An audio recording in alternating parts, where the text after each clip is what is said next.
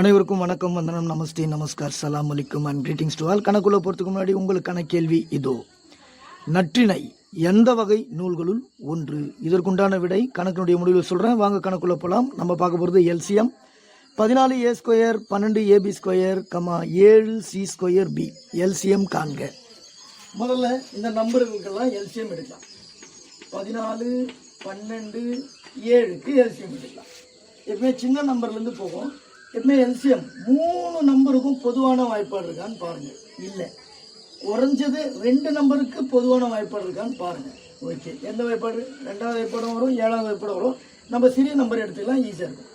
14, 7 2 14, 6 2 12, இந்த 7 அப்படியே வந்துடும்.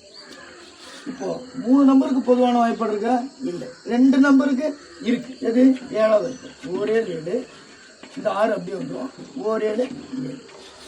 இப்போ இங்கே 3 வாய்ப்பாடுக்கும் பொதுவான வாய்ப்பாடு இல்லை, 6 மட்டும்தான். எல்லாமே கடைசியில் 1 வரைக்கும் வருதா எல்சிஎம். ஸோ இங்கே இருக்கக்கூடிய நம்பர்லாம் பெருக்கலாம். 2 × 7 × 6, இது 3த்தையும் பெருக்கினா என்ன வரும்?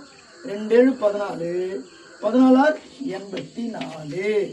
ஸோ இங்கே என்ன இருக்குது பாருங்க, எல்சிஎம்ங்கிறது எந்த நம்பரில் அடுக்குகள் பெருசாக இருக்கோ அதுதான் எல்சிஎம். பாருங்க, ஏனுடைய ஸ்கொயர், ஏ ஸ்கொயர். இதில் பாருங்க, ஏ இருக்கு, பி இருக்கு.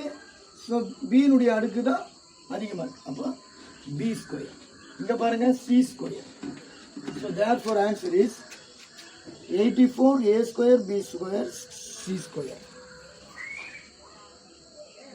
நற்றிணை 8 தொகை நூல்களுள் ஒன்று. நன்றி, வணக்கம்.